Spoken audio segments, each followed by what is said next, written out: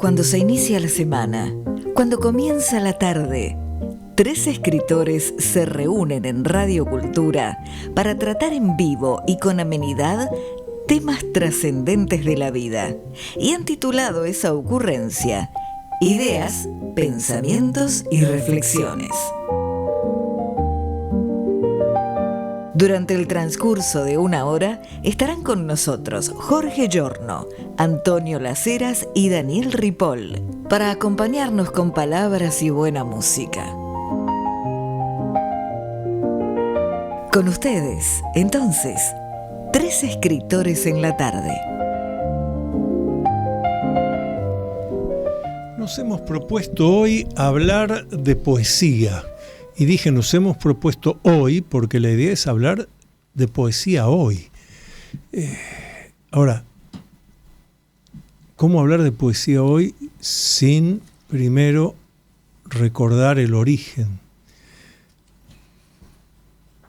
Varias discusiones teníamos con un notable poeta, escritor, que fue vicepresidente de la Sociedad Argentina de Escritores, multipremiado. Me refiero a Juan Jacobo Bajarlía. Y Bajarlía nos enseñaba siempre que poesía viene del griego poiesis, que significa creación. Hasta ahí se entiende, pero Bajarlía va más lejos. Bajarlía decía, el concepto poiesis, el concepto de creación en los griegos de aquel tiempo, no es una creación intelectual. Poiesis es una creación que viene transmitida directamente por la divinidad, por el más allá, por lo trascendente. Entonces es una creación que no tiene que ver con el pensamiento racional reflexivo, no tiene que ver con un análisis, es algo, no sé, pero me vino de adentro y lo escribí.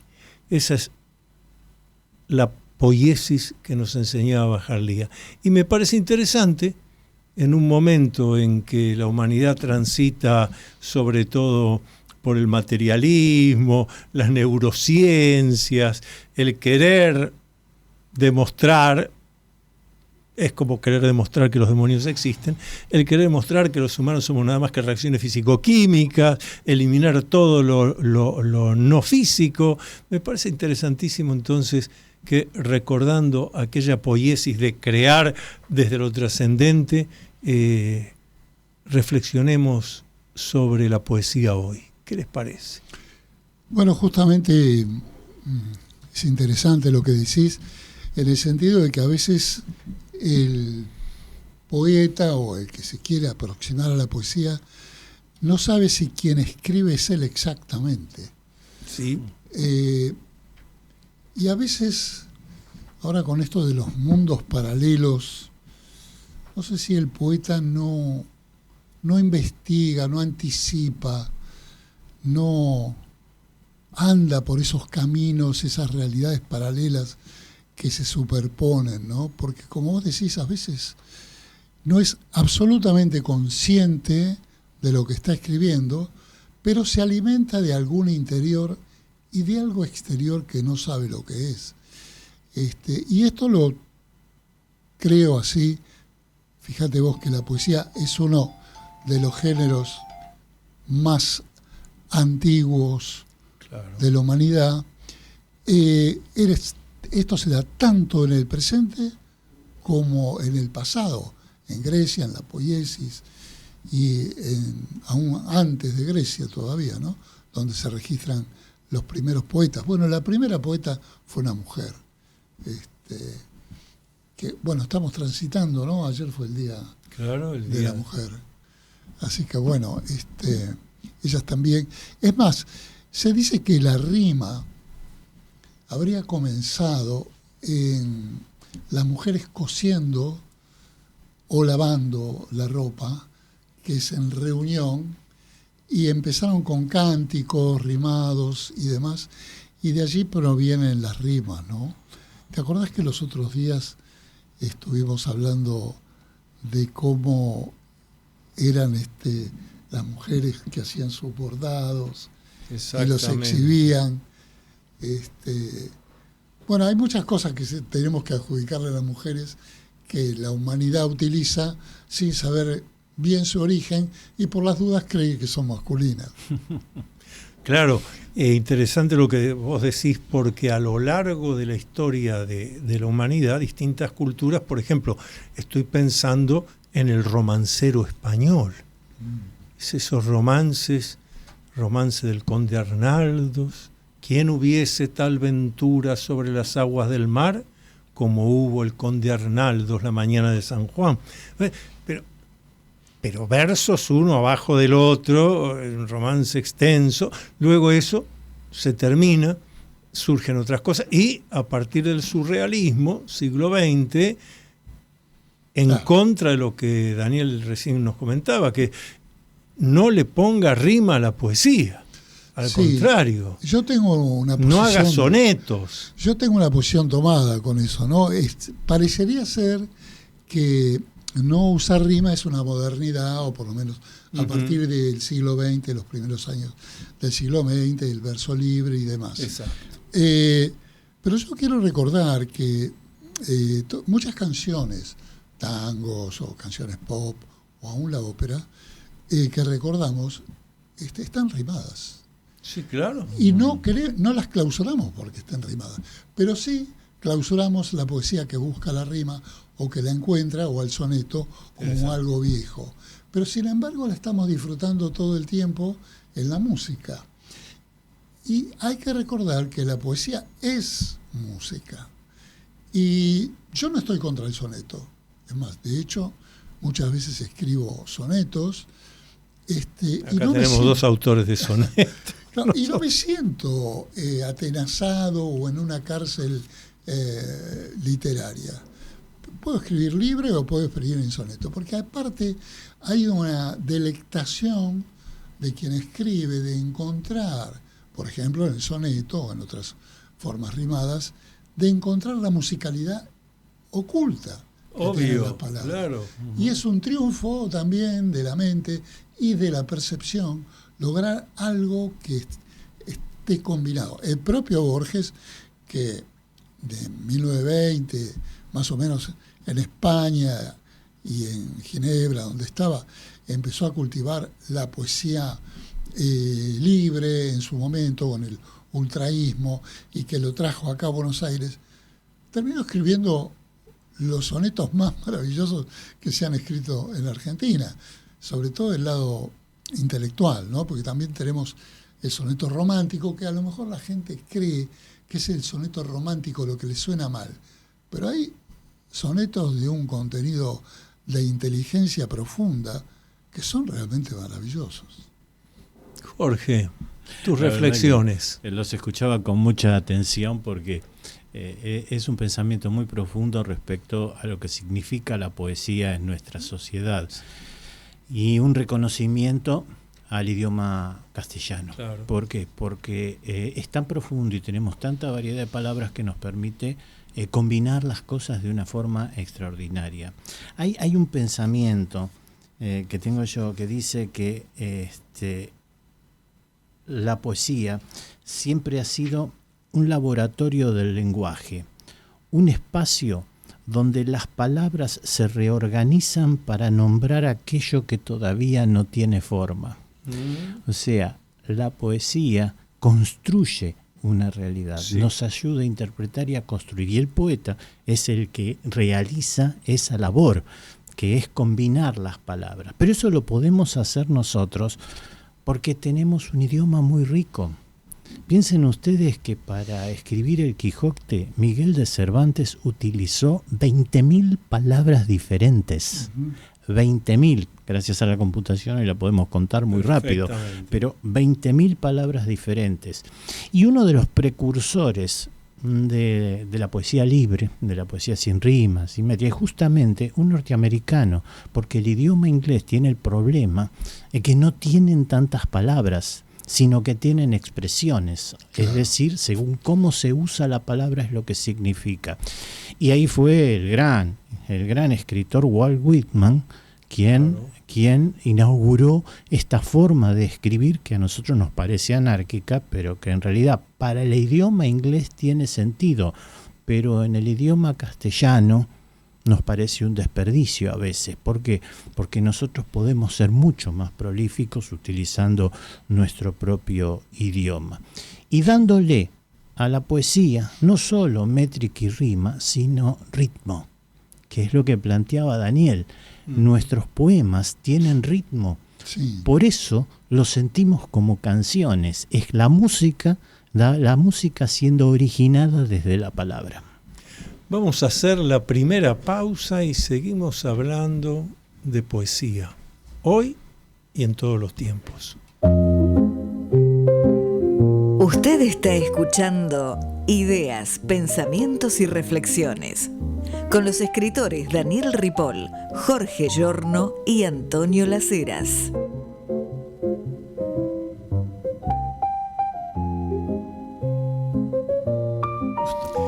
Daniel Ripoll señalaba hace unos instantes, recordando que ayer fue el Día de la Mujer y señalando las mujeres que han hecho poesía, pero la poesía además revela aspectos de lo psicosocial que se suelen dar supuestamente de otra manera. Por ejemplo, Edad Media, Europa, España, idioma castellano. El recuerdo de don Ruy Díaz de Vivar, el Cid campeador. Pues el Cid campeador que encarna lo que Carl Gustav Jung llamó el arquetipo del héroe solar, el que sale a conquistar, el que incluso hasta gana una batalla estando muerto, porque sus hombres lo ponen arriba del caballo. Al estilo de Lavalle. Exacto. El enemigo ve que el Cid seguía avanzando, estaba vivo y huyen todos. Pero cuando uno lee y analiza en detalle el romance del mío Cid, descubre quién daba las órdenes en esa familia. Y eso suele pasar desapercibido. Asida está del estribo la noble Jimena Gómez, y en tanto que al Cid le habla, el Cid su gabán compone. Mirad, le dice, señor, vuestra sangre y la del conde que matasteis, bueno a bueno que la venguéis como noble. No aceptéis del rey Alfonso excusas, ruegos ni dones, que mal se encubre una injuria con afeites de razones. Muy bueno. Muy bien traído a Un cuenta, momentito, que no termina ahí. Viene la parte, esto está diciendo Jimena Gómez. Entonces, los dos versos finales son: en oír esto el buen Cid, picó a Babieca y partióse. Quien le estaba dando las instrucciones al Cid campeador, y está clarísimo en el romance del Cid, es su esposa, la noble Jimena Gómez, el arquetipo, diría Jung, de la dama arquetípica, la que conduce. Y el héroe queda como héroe, pero porque tiene las instrucciones de la dama. En oír esto el buen Cid, picó a Babieca y partióse. Edad Media, no se analizan esas cosas.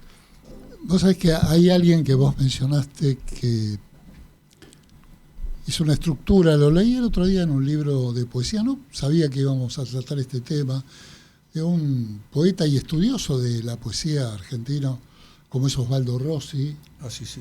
del grupo de Barrián y toda esa gente de Boedo, digamos, que hacía mención a una estructura de que la poesía de hoy, o la literatura de hoy, si lo analizáramos como un edificio y lo tuviéramos que decodificar, bueno, sacaríamos primero la terraza, después los pisos superiores, iríamos bajando hasta el sótano, en el sótano iríamos hasta los escombros, y así sucesivamente iríamos cavando y cavando y cavando hasta encontrar un arma hecha con sílex.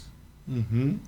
esa es la estructura sobre la cual está montada, decía, la poesía. ¿Y quién fue el que dijo esto? Tu conocido Jung.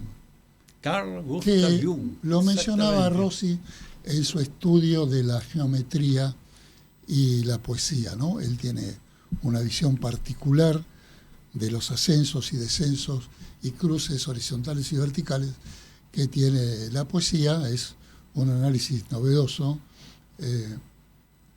pero que bueno, es como muy puntual.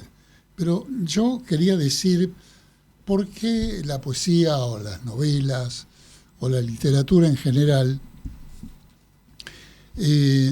dejó de ser de consumo del romanticismo. Antes las poesías y las novelas se distribuían en los diarios, voy a decir en el siglo XIX, por ejemplo, en Francia o en Argentina. También se publicaban de a tramos, en librillos o fascículos o como fuere. Y la poesía romántica cubría todo el aspecto de expresión de las mujeres con el dramatismo de aquellos años, o también reflejaba la imposición amorosa y no la libertad amorosa. Pero sucedió una cosa, apareció el cine. Entonces todo ese romanticismo se volcó en el cine y, oh casualidad, comenzó la poesía más intelectual. Porque la poesía romántica ya parecía que no tenía lectores, las novelas, ¿no? de los grandes escritores franceses, por ejemplo, que han escrito todos en episodios, ¿no? Son todos episodios, las grandes novelísticas francesas. Y el cine se llevó el romanticismo, pero trajo, por ejemplo, el surrealismo, el ultraísmo, y si se llevó una cantidad de poetas románticos, también trajo una cantidad de escritores intelectuales, por ejemplo, Kafka. Claro. Y la literatura se hizo como una cosa más densa y no de reflejo tan fácil de una vida.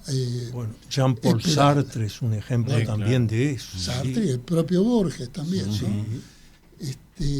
Yo creo que la poesía de los últimos años, merced a que otras expresiones artísticas como el cine y ni que hablar la televisión, con las telenovelas, por ejemplo, lo que antes eran las novelas en fascículos, en series, a fin del siglo XIX y principio del XX, después fueron las telenovelas.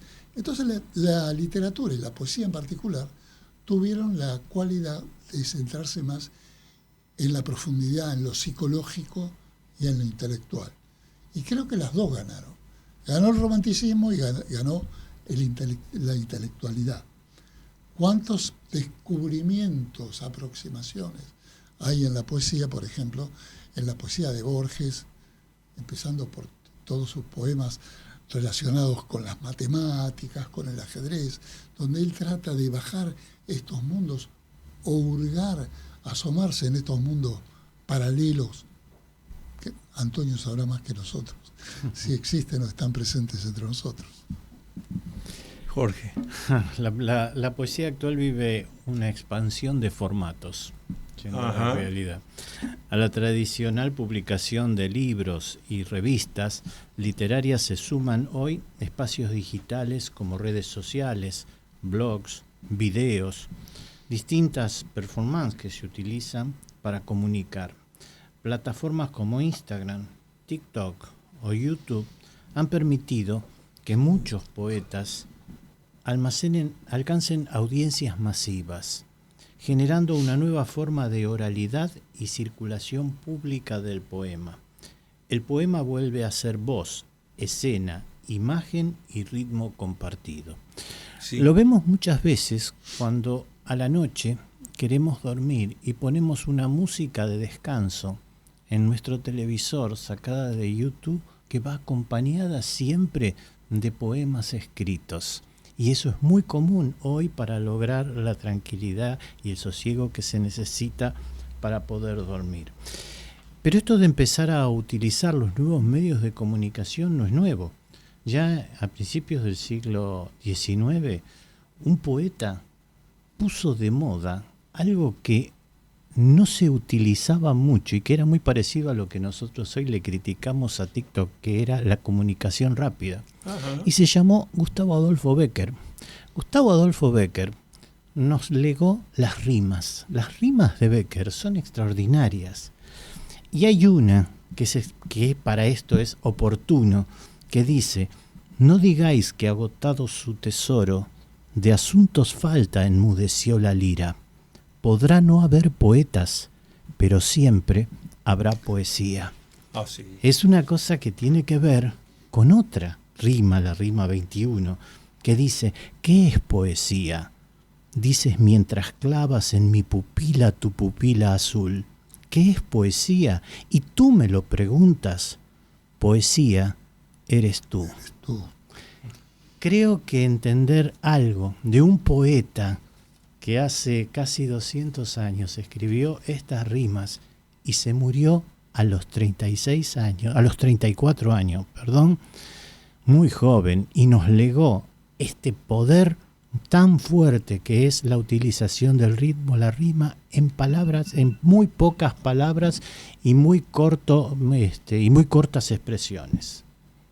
Sí, además todo lo que estás señalando cuando hablamos de que las redes sociales, el ciberespacio, todo, encontramos poesía, es importante, importantísimo, porque es la respuesta a que la poesía hoy sigue vigente, sigue presente, sigue actual, a través de otras manifestaciones, pero eso es de lo más normal en la vida humana. Claro, la poesía desde el comienzo fue la síntesis del pensamiento. La síntesis del pensamiento, claro. Es brevedad, es naturalidad. Jorge Luis Borges solía decir en una entrevista, confesó con cierto humor que siempre había sentido que su verdadera vocación era la poesía. Decía que escribía cuentos porque no siempre lograba escribir un buen poema. Y en una ocasión comentó: creo que soy esencialmente un poeta.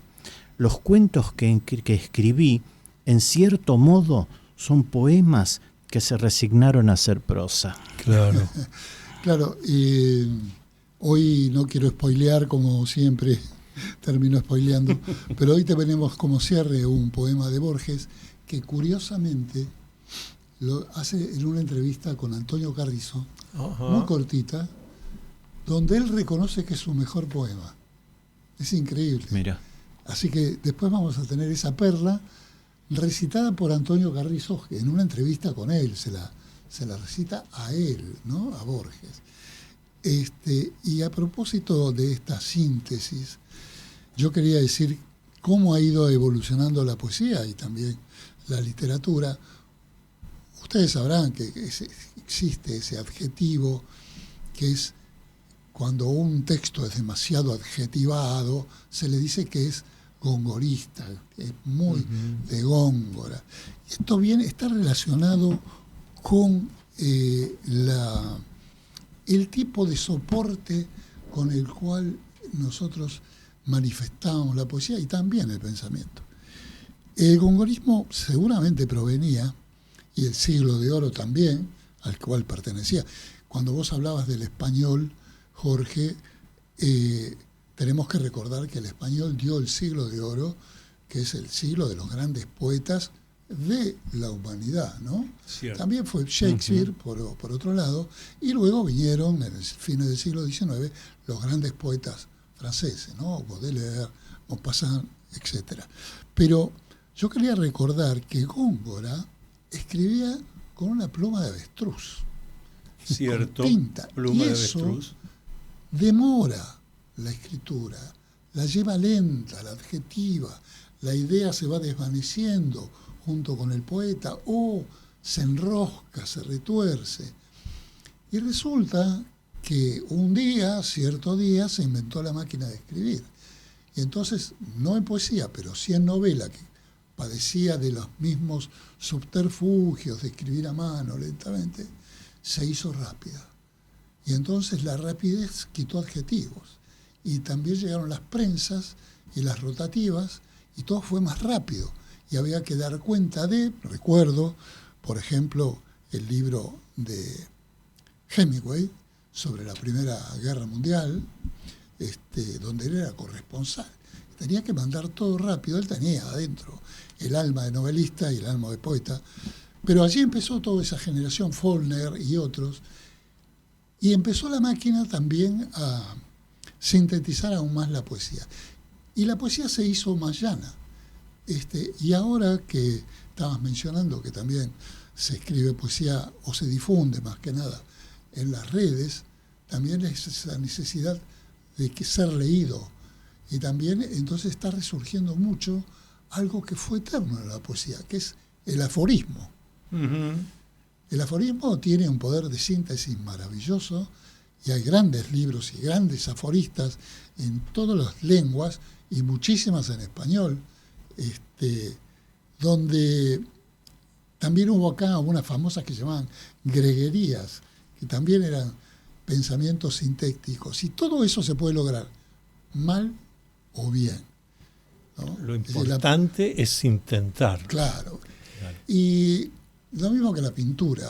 Bueno, antes que Daniel Ripoll siga, yo tengo que interrumpir, pero después de la pausa le voy a decir a Daniel Ripoll que aquí de su libro Textura, y yo te voy a proponer otra nos cosa. lea No, un vos poema. lees el mío y yo leo el tuyo. Entonces, ¿Qué te parece? del libro Textura de Daniel Ripoll voy a buscar un poema y lo leo yo. Y del Yo voy a hacer libro lo mismo. Humanidad Pura de Antonio Lacera se lo de Claro. Daniel y él busca uno y lee. Le damos ese descubrimiento. Hacemos la pausa. Usted está escuchando Ideas, Pensamientos y Reflexiones con los escritores Daniel Ripoll, Jorge Giorno y Antonio Laceras.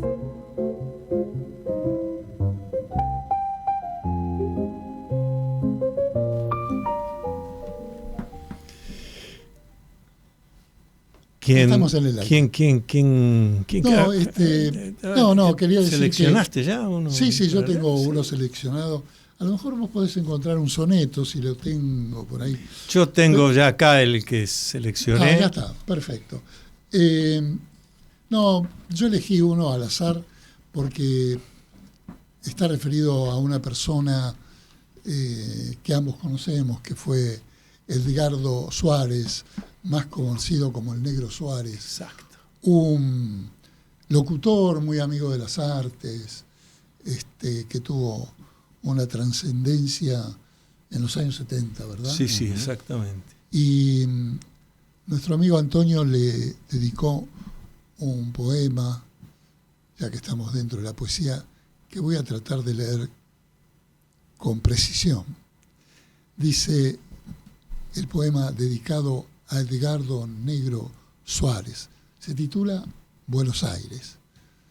Ciudad de café, crisis y angustia, de tiempos sin hilván, deshilachados, humedecida por el llanto de tantos argentinos desdichados.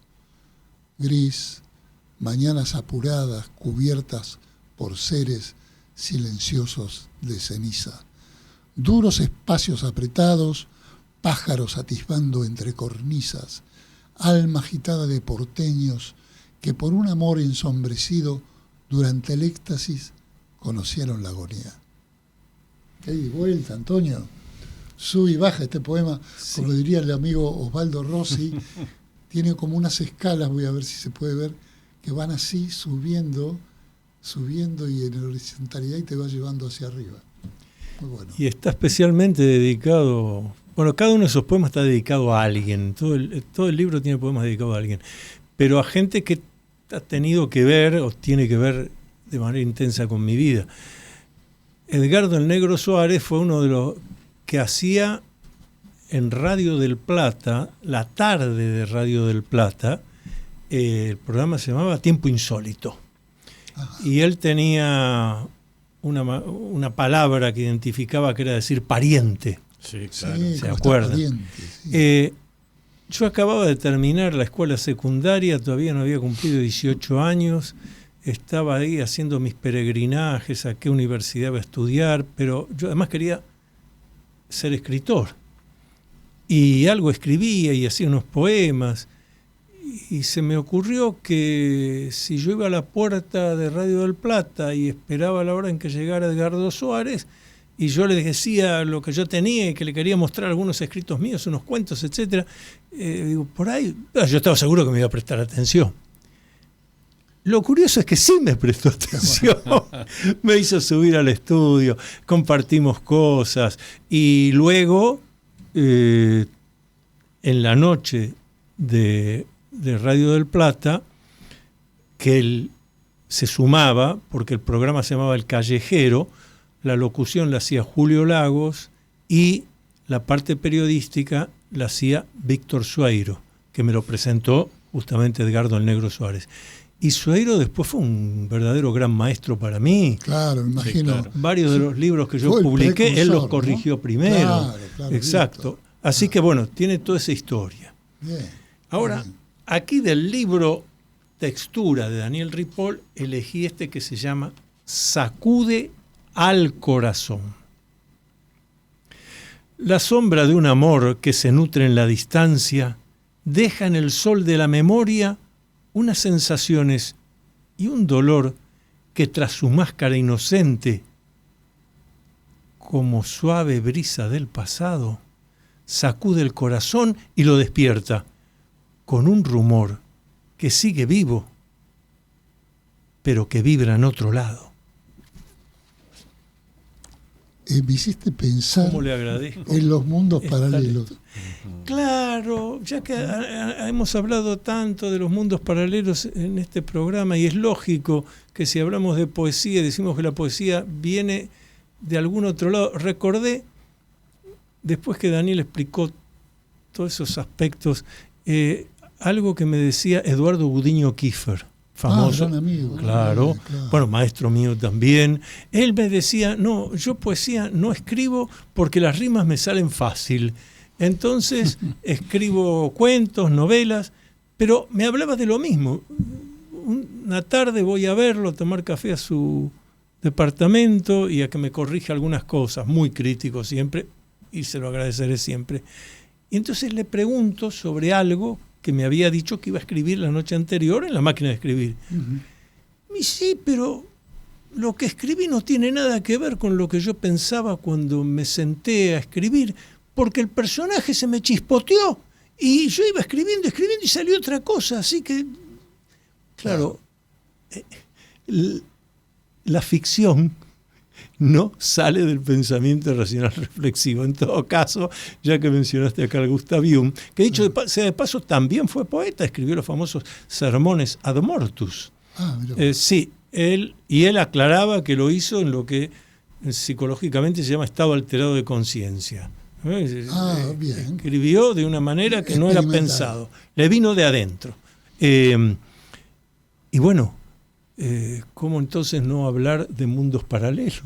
Es evidente. Es que hay que hablar de esas cosas. Yo escribo mucho y lo que he publicado tiene que ver con ensayos políticos, con novelas históricas, salen 3 sí, ahora, claro. Muy, muy interesantes, pero... ¿Cuáles son esas 3 novelas? Va a salir la historia de Hipólito Bullard, la de Manuel Dorrego, exactamente, Manuel Dorrego, la muerte del fusilamiento de Manuel Dorrego y el fusilamiento del virrey Santiago de Liniers. Claro, muy interesante. O sea, es lo que se denomina una novela de no ficción, o sea, interpretar qué es lo que sucedió en ese momento, nombrar los actores, nombrar la investigación histórica y nombrarlo, pero más allá de eso yo soy un escritor de poemas también. Bien. Lo que pasa es que no los publico por mi actividad.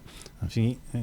Entonces estoy pensando en avanzar en publicarlos. ¿Quién no escribe poemas? Hay que atreverse. Pero habiendo escrito muchas cosas de discursos, novelas, ensayos y poemas, sí me animo a decir que cuando uno escribe un poema, entra en trance. Sí. Está fuera del lugar en donde está. El poema se escribe desde afuera. Entra en un estado que a uno le ayuda a entender lo que es la ensoñación. Exacto. Es ese lugar que es un no lugar, y desde allí uno lo que hace es transformar en letra el sentimiento que es algo dificilísimo y muy profundo, y cuando lo lee más todavía, ¿no? Sí, claro. Cuando uno se siente orgulloso de lo que ha escrito, muchísimo más. Yo he escrito muchas cosas, no sé si en estado de trance, pero en ese estado de semivigilia, que no sé si estoy despierto o estoy dormido. Bueno, ese es el estado de trance, claro. O estado alterado de conciencia, modificado. A veces me levanto y escribo 2 o 3 notas, brevemente, a mano, y a la mañana siguiente lo retomo. Muchas veces las olvido. Por supuesto, los mejores poemas que he escrito en mi vida siempre van a ser los que escribí en ese momento y no recordé, que me parecen fabulosos. Pero yo tengo un libro muy posanterior a este Textura, que también tiene un título que revela un poco lo que estamos hablando. Se llama El arte de quitar. El arte de quitar, porque es como la escultura, donde vos tenés la escultura dentro de la piedra y quitando lo que sobra vas a encontrar esa escultura. Y este libro yo lo hice con el mismo sentido y le fui quitando, esculpiendo, hasta dejar poemas muy sintéticos, muy breves, y que le puse entonces el arte de quitar, como esa forma de buscar una y otra vez. Además, Borges decía que él publicaba para dejar de corregir. Exacto. Y a mí, se me dieran todos los 6 libros que tengo publicados, los corregiría todos, ¿no? Sí, porque claro. creo que es una forma de seguir esculpiendo, de encontrar la verdad o de agregarle, no solamente de quitarle, sino de buscar palabras que expresen mejor esa idea que te deviene, no se sabe de dónde, pero que te forma parte como de un zumbido que de algún lado te hace escribir lo que escribís. Sí, claro, podés escribir en referencia a una novia que tuviste cuando eras joven, o a tu madre o a tu padre, que son hechos concretos. Pero algo te susurra en el oído que yo no sé si es todo lo que viviste o es algo de lo no vivido, pero que también de algún modo reconoces. Porque cualquier género que uno escribe, uno construye lo que está escribiendo, salvo en la poesía. En la poesía fluye, uno no la construye, no la piensa antes. Hay una anécdota de Borges que quería compartirle. Dice, cuando Borges perdió casi completamente la vista, hacia los años 50, tuvo que cambiar su forma de escribir. Claro. Ya no podía leer ni corregir fácilmente. Sin embargo, esta limitación produjo un fenómeno curioso. Comenzó a componer los poemas mentalmente, memorizándolos antes de dictarlos. En una conferencia explicó que ese proceso lo obligaba a una mayor precisión. Dice, antes escribía y corregía mucho. Ahora debo recordar el poema entero antes de decirlo. La poesía, entonces, volvió a ser de una forma muy antigua, la tradición oral, donde el poeta lleva el poema en la memoria y lo transmite. Qué justo lo que decís, porque yo estaba también por decir que la poesía está volviendo a la oralidad. Sí. Ah, claro. Es que es eso. Y a través de todas las redes y demás estamos viendo eso. Y sobre todo en los jóvenes, porque hay muchas reuniones en clubes, centros culturales, donde se juntan, y justamente lo hablé con Kovadlov cuando estuvo en el programa Sendero de Escritores, que se está volviendo a la... Creo que Kovadlov va a estar ahora acá, no sé si en Clásica y Moderna, pero por ahí por Callao, donde va a ser un recital de poesía con música, que es algo que él habitualmente hace. Sí.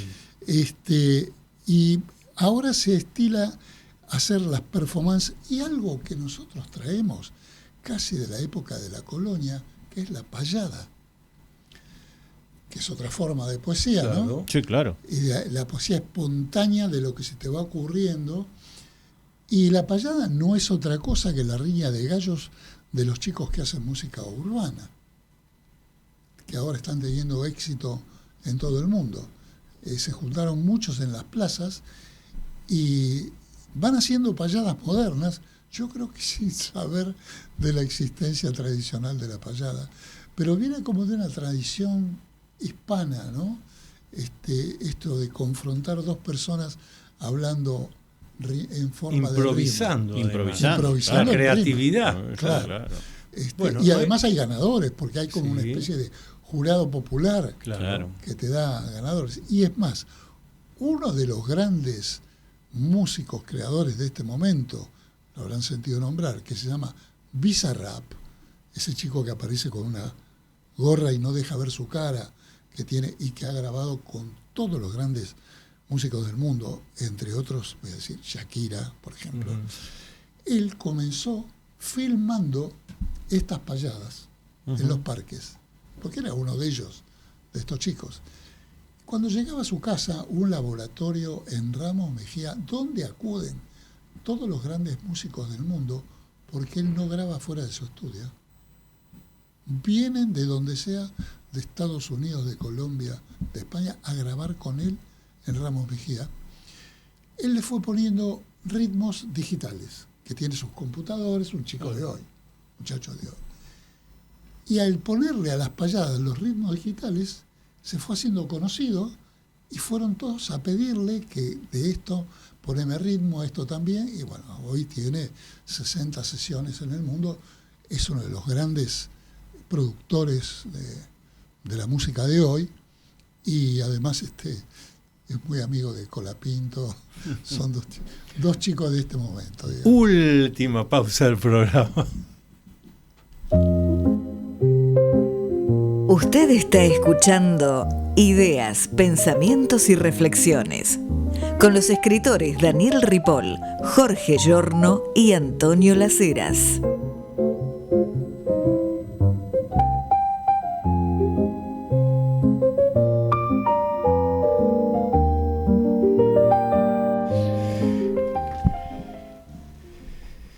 Lo interesante es que vamos profundizando y cada vez más nos damos cuenta que el universo de la poesía es un universo que viene de algún otro lado.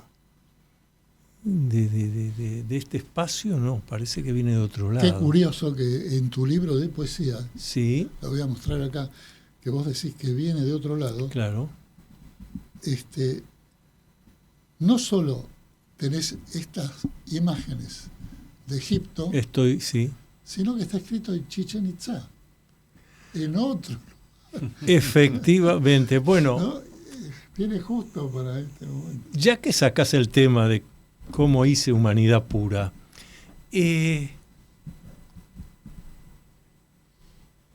poemas que uno va escribiendo, uno tiene muchos poemas, algunos que ha publicado el suplemento de cultura del diario La Prensa, es distinto. Pero ahora que dijiste lo de Chichén Itzá, íbamos en un colectivo rumbo a Chichén Itzá, exactamente, en un colectivo de turistas, junto con mi pareja, Sandra Britos, y en un momento dado, lo que menos podía yo estar pensando en un libro, poemas sí, pero tuve una revelación, y le digo a Sandra, menos mal, yo siempre llevo en mi valija papel, una lapicera. Le digo, tuve una revelación. Voy a escribir el prólogo al libro de poemas que voy a hacer. Entonces Sandra me dice, ¿qué vas a escribir un libro de poemas? No, con los poemas que tengo voy a seleccionar. ¿Pero los trajiste acá? No, están en Buenos Aires. Pero yo voy a escribir el prólogo, y el prólogo está escrito así. ¿Puedo leerlo un poquito? Sí, claro.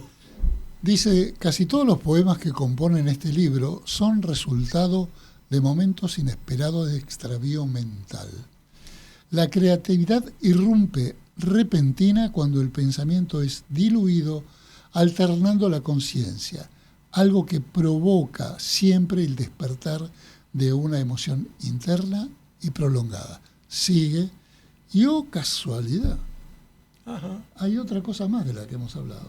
A ver, fíjese. Sigue diciendo, estados alterados de conciencia que, como bien dejó constancia, ¿quién? Carl Gustav Jung. Y Ricardo Guiraldes. Claro.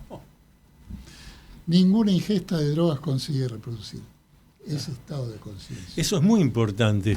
Que Jung también lo señala, y Ricardo Guiraldes, ni que hablar, sobre todo subrayarlo este año con sus 140 años de su nacimiento. Y 100 años. 100 años de... Don Segundo Sombra, De la lo tenemos primera que edición. hacer. Y 99 años de su fallecimiento. Claro. Guiraldes en su diario, que después Adelina del Carril, él ya había desencarnado, decide publicarlo, le pone el nombre El Sendero. Él ahí en una de las anotaciones dice: yo he probado todo, alucinógenos, nada de eso sirve. Lo que sirve es ese estado, palabra la pongo yo, ese estado alterado de conciencia natural que viene de adentro, de la meditación, de la indagación, de la búsqueda. Guiraldes justamente plantea eso. Ayer escuché a un chico youtuber, supongo que era español, emocionado porque había leído un libro, lo contó el libro, y estaba realmente atravesado por haber leído este libro, ¿no? Uh-huh. Entonces, ese estado de conciencia que logra quien escribe un poema también se puede reproducir con el lector. El lector entra en un trance de asociación con el autor, a quien termina creyendo, porque una de las premisas fundamentales que tiene la poesía es que si la poesía no es verdadera, se nota. Es decir, o se nota, voy a decirlo al revés, se nota si es falso. Claro. Porque la poesía no transmite ahí. No le miente al autor. Sí. Es que fluye. No se la puede poesía traicionar. fluye. Sí. La poesía es una prolongación de uno. Sí. Es un sentimiento. Es así. Perdón, pero me sale una cosa criolla. La poesía es salga Pato Gallareta. Sí, claro. Te la tenés que bancar, claro, lo que escribiste. Claro. Porque la poesía, la verdadera poesía, te revela, te desvela y te descubre. Sí. ¿No? Te deja como viniste al mundo. O, si no, escribís una novela. Y en la novela está todo permitido. Si no construís, como digo yo, la poesía tiene que fluir, sale del corazón, sale de los sentimientos y también te lleva a otro lugar. Vos escribís desde otro lugar, no desde lo cotidiano. Estás afuera, estás en otro mundo, estás en un mundo paralelo, por supuesto. Es muy confesional, porque cuando vos estás escribiendo de algo o de alguien, te brota como una confesión que es la síntesis de lo que pensabas, pero nunca habías dicho, a lo mejor, ¿no? Y por eso hay libros de poesía muy crudos, libros de poesías tortuosos, como los de poesías como de Alejandra Pizarnik, por ejemplo, Juan Gelman, que son tan trágicos. Y bueno, sobre todo en las mujeres, Idea Vilariño y otras poetas extraordinarias. Fíjate otro tema importante que hace a la diferenciación entre la poesía y cualquier otra forma de escritura. Un periodista puede decir: yo, como tengo que entregar las notas los miércoles a las 6 de la tarde, el miércoles a la mañana lo dedico a escribir mi nota periodística, y lo pongo en la agenda. Conocemos autores de ficción, novelas, cuentos, que yo todas las mañanas o a la noche, vos podés organizar. No hablemos de ensayos científicos, ensayos. Vos podés decir: le dedico tantas horas y lo pongo en la agenda. Ahora, cualquiera que escuchara: yo escribo poesía y pongo en la agenda de lunes a viernes de 10 a 12 escritura de poesía, nos reímos todos. No hay posibilidad. Yo puedo hacer una obra de teatro diciendo le dedico tales horas, sí, porque todo eso pasa por el pensamiento racional al final. Pero la poesía no. La poesía es inspiración.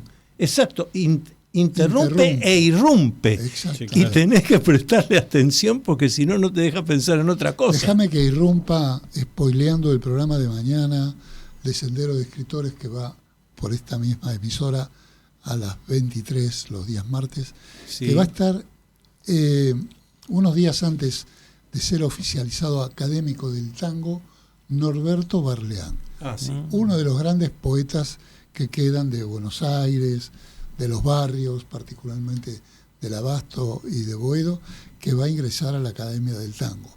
Y esto es para recordar que también hay poesía en la música, en el tango hay muchísima poesía. Así que mañana vamos a hablar de la poesía en el tango. ¿Te acordás qué día, qué horario le dan la Es creo que porque es en la Academia del Tango. Es este martes que viene es el 9, ¿no? No, hoy es 9. Hoy es 9, mañana es martes 10. El martes que viene no, el otro. El martes 17. En la Academia del Tango va a ser nominado Norberto Barleal. Vamos a estar ahí acompañando. Seguramente.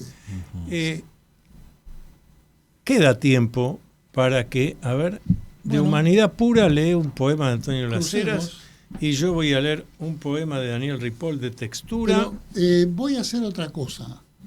Le voy a invitar a nuestro amigo Jorge. No. Giorno. Sí, vas a tener que leer. Bueno. Vas a tener que, lo que pasa es que mi voz con la de ustedes no se compara. No, bueno, no hay que comparar. No hay que comparar. Todo es poesía eres tú. Claro. Vos lo dijiste hoy acá, en este programa. Claro. Así que seguramente, a ver, Antonio ya encontró uno. Y de Humanidad Pura, y autor Antonio Las Heras.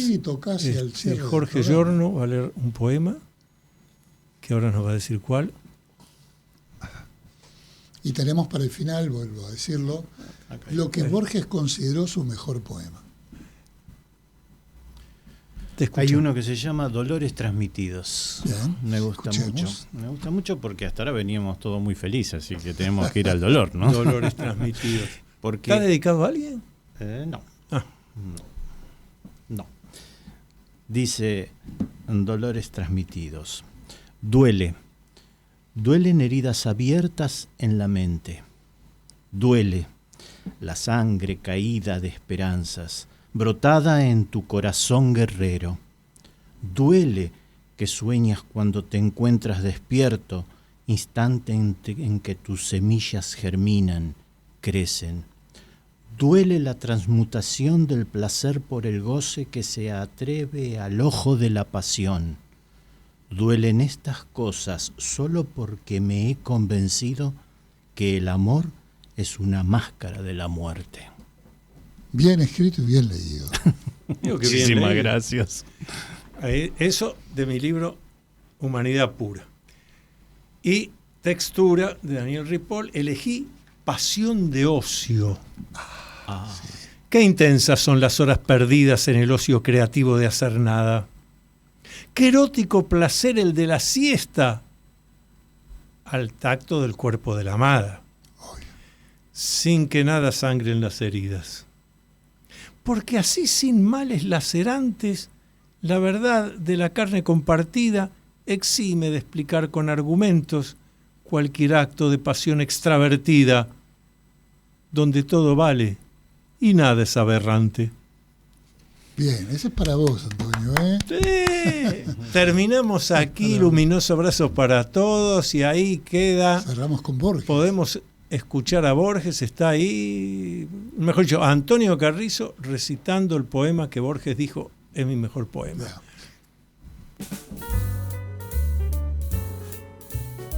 Yo de algún modo acuñé una frase que es tan triste el amor de las cosas.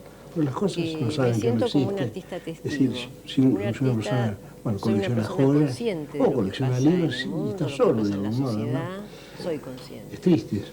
Claro, al cabo de la historia pareciera que las cosas han coleccionado gente. Tiene ribetes estéticos. Usted tiene un poema justamente que se llama Las Cosas. Tiene ribetes también de compromiso el social bastón, o de compromiso las monedas, el llavero, la dócil cerradura, con la naturaleza. las tardías notas que no leerán los pocos días que viaja me quedan, mucho y viaja a la los naturaleza. naipes Soy bastante y el aventurera de tablero. algún modo.